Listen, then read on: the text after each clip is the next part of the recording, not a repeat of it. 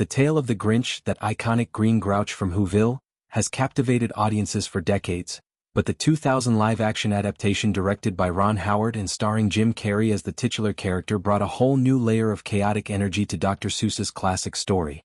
At its heart, the film explores themes of isolation, redemption, and the commercialization of the holidays, all wrapped up in a whirlwind of slapstick comedy and heartfelt moments. The Grinch, with his oversized heart that's 2 sizes too small, isn't just a villain stealing Christmas. He's a misunderstood outsider railing against the superficiality of Whoville's festive frenzy. And while the animated 1966 version set the tone with Boris Karloff's gravelly narration, Carrey's manic performance turned the Grinch into a pop culture phenomenon, complete with wild facial contortions, a Santa suit that's equal parts ridiculous and endearing, and a backstory that humanizes his curmudgeonly ways. Cindy Lou, who, played by a wide-eyed Taylor Momsen at just 7 years old, serves as the story's moral compass. Her innocent curiosity about the true spirit of Christmas, questioning why the Who's obsess over lights, gifts, and feasts, pierces through the Grinch's cynicism like a beam of holiday light. It's her small act of kindness that ultimately thaws the Grinch's frozen heart, reminding everyone that the season's magic lies not in material excess but in community and compassion. Christine Baranski's Martha May Hovier adds a dash of adult intrigue, her flirtatious dynamic with the Grinch hinting at lost love and second chances, while Jeffrey Tambor's Mayor Augustus May, who embodies the petty bureaucracy that drives the Grinch to his rooftop heist. Bill Irwin's bumbling narrator and the ensemble of Who's, from kids to elders, create a vibrant, if chaotic, world that feels both whimsical and oddly relatable. But behind the scenes, the making of this holiday staple was anything but a sleigh ride. Jim Carrey, fresh off his transformative turn as Andy Kaufman in Man on the Moon, dove headfirst into method acting for the Grinch, blurring the lines between his real self and the characters he inhabited.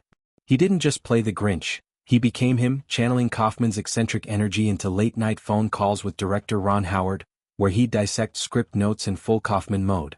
It was a bold, sometimes unnerving choice that paid off, infusing the Grinch with layers of unpredictable hilarity. Carrey even met with Audrey Geisel, the widow of Dr. Seuss himself, while slipping in and out of these personas, chatting as Kaufman one moment, then flashing a toothy Grinch grin the next. Audrey, the ultimate guardian of her husband's whimsical universe, was captivated, giving her enthusiastic blessing to the project and specifically requesting Carrey for the lead role. This Seussian commitment extended to the film's lore. Whoville isn't just a quirky town. In Dr. Seuss's interconnected world, it's a tiny speck of dust clinging to a clover, home to the microscopic Who's that the elephant Horton hears in his 1954 book Horton Hears a Who.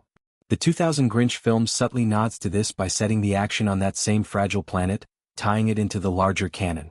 Carrey would later voice Horton in the 2008 animated adaptation, creating a loose cinematic universe that fans adore piecing together. On set, young Taylor Momsen formed an unlikely bond with her green-skinned co-star, bringing him crunchy bars, his favorite Canadian chocolate treat, as a gesture of kid-friendly affection. Carrey, ever the showman, would joke that her sugar-fueled generosity left him too hyped up to remember lines, turning potential mishaps into endearing anecdotes. Momsen's experience on the film was transformative, sparking her lifelong passion for music. Recording Where Are You, Christmas? With legendary composer James Horner in a state-of-the-art studio was a revelation for the child actress. The moment she slipped on headphones and sang into the mic, surrounded by the glow of the console, she knew she wanted to create music forever. That song, a poignant ballad about rediscovering holiday joy, became her unofficial first music video, performed live amid Whoville's snowy sets. Momsen drew inspiration from classic fantasies like The Wizard of Oz, prancing around her home as Dorothy or Glinda before stepping into Cindy Lou's polka dot dress. Carrey, meanwhile, likened the production to being on the Oz set himself, marveling at the elaborate designs, from the towering Christmas tree to the Grinch's Mount Crumpit lair, that made every day feel like stepping into a dream. The real magic, however, lay in the painstaking craftsmanship that brought the Grinch to life. Makeup artist Kazuhiro, tasked with transforming Carrey into the furry green menace, faced a Herculean challenge. Early designs were too radical, obscuring Carrey's features entirely, until studio execs insisted on something that kept his expressive face recognizable. After dozens of iterations, testing everything from subtle green shading to full prosthetic overhauls, they settled on Hero's original vision just days before filming began: foam rubber pieces covering most of Carrey's face, layered with paint, hairpieces, and a wild wig. The process took over 2 hours each morning, starting at dawn, with breaks for Carrey to stretch and reset. Hero and his assistant worked like clockwork, applying prosthetics, coloring the skin in eerie shades of green and yellow, then topping it with fur that mimicked the Grinch's unkempt mane. Maintaining the look during shoots was an even greater ordeal. Carrey's hyperactive style, twisting, grimacing, and leaping across sets, caused constant wear and tear, exacerbated by fake snow made from pulverized paper pulp that floated like irritating dust motes. Touch-ups happened on the fly, with Hero wearing a 100-pound tool belt stocked with paints, adhesives, and brushes, darting in like a battlefield medic. Carrey's yellow contact lenses, essential for the Grinch's wild-eyed stare, were a particular nightmare.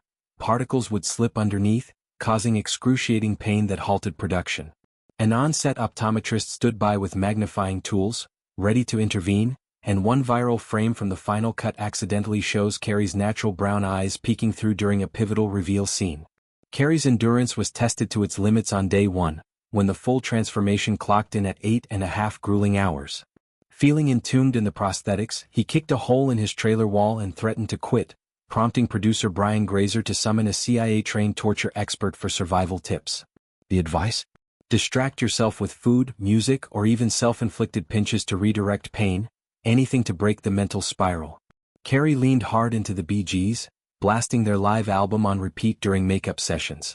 Hero synced his brushstrokes to the disco beats, creating a rhythmic ritual that kept things light. When Carrey borrowed the CD one weekend and forgot to return it, Hero had a backup ready, preserving their groove. By the end, Carrey had autographed Hero's copy as a token of gratitude.